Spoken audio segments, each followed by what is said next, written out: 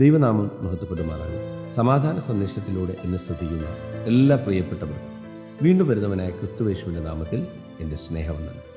ലൂക്കോസിൻ്റെ സുവിശേഷം 6-ാം അധ്യായം അതിൻ്റെ 29 മുതലുള്ള ഭാഗങ്ങളിൽ നിന്നെ ഒരു ചെകിട്ടത്തടിക്കുന്നവന് മറ്റേതും കാണിച്ചു കൊടുക്കുക, നിന്റെ പുതപ്പ് എടുത്തു കളയുന്നവന് വസ്ത്രവും തടുക്കരുത്, നിന്നോട് ചോദിക്കുന്ന ഏവനും കൊടുക്കുക, നിനക്കുള്ളത് എടുത്തു കളയുന്നവനോട് മടക്കി ചോദിക്കരുത്.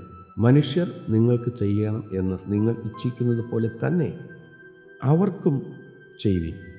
യേശു പറഞ്ഞ അനുഗ്രഹിക്കപ്പെട്ട ഒരു ഭാഗമാണ്.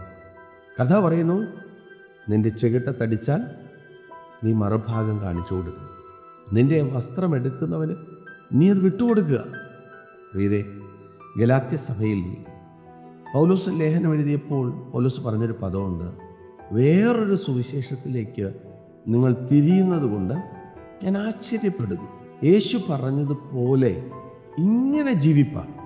കർത്താവ് പറയുക മാത്രമല്ല, യേശുവും ശിഷ്യന്മാരുമായിട്ട് ഗെത്സമനത്തോട്ടത്തിൽ നിന്ന് പുറത്തോട്ട് വരുമ്പോൾ കർത്താവിനെ പിടിക്കുന്ന പടയാളികൾ വന്ന് പിടിക്കുന്ന ഒരു ഭാഗമുണ്ട്. കർത്താവിനെ പടയാളികൾ പിടിക്കുമ്പോൾ കൂടെയുള്ള പത്രോസ് വാളൂരി തൻ്റെ കാതിനെ അറുത്തിടുന്ന ഒരു വേദഭാഗം ബൈബിൾ പറയുന്നുണ്ട്.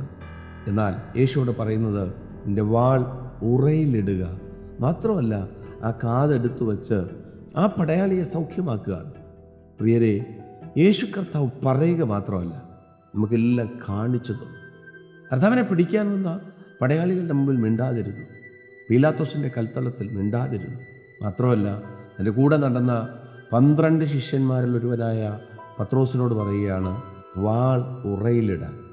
പ്രിയരെ, കർത്താവ് അതിൻ്റെ തൊട്ട് മുകളിൽ പറയുന്നൊരു കാര്യമുണ്ട്, നിങ്ങളുടെ ശത്രുക്കളെ സ്നേഹിപ്പിൻ, നിങ്ങളെ പകയ്ക്കുന്നവർക്ക് ഗുണം ചെയ്യും, നിങ്ങളെ ശപിക്കുന്നവരെ അനുഗ്രഹിപ്പീൻ, നിങ്ങളെ ദുഷിക്കുന്നവർക്ക് വേണ്ടി പ്രാർത്ഥിപ്പീൻ.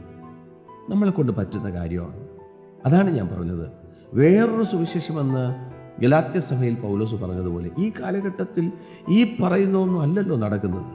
കർത്താവ് പറഞ്ഞതല്ലോ ആണ് സംഭവിക്കുന്നത്. നമ്മുടെ ജീവിതത്തിനകത്ത് യേശുവിൻ്റെ വാക്കുകൾക്ക് ചെവി കൊടുത്ത് നമ്മുടെ പുതപ്പെടുക്കുന്നവന് വസ്ത്രം കൂടെ കൊടുക്കുക. പ്രിയരെ, ഈ ലോകത്ത് എന്ത് സമ്പാദിക്കാം, എന്ത് കൂട്ടിവയ്ക്കാം, എത്ര നാൾ ജീവിക്കാം എന്ന് ചിന്തിക്കുന്നതിനേക്കാൾ അധികമായിട്ട് ദൈവം ഈ ലോകത്തിൽ തന്നിരിക്കുന്ന ആയുസ്സ് വരെ കർത്താവിൻ്റെ ഇഷ്ടം ചെയ്ത് വിശ്വസ്തയോടെ വിശുദ്ധിയോടെ കർത്താവിൻ്റെ വഴിയെ നടന്ന് കർത്താവിന് ഇഷ്ടമുള്ളത് ചെയ്ത് നിത്യതയിലോട്ട് പ്രവേശിപ്പാൻ ദൈവം കൃപ ചെയ്യട്ടെ. വിശ്വസിക്കുക, പ്രാർത്ഥിക്കുക. ദൈവം വിശ്വസ്തൻ. God bless U.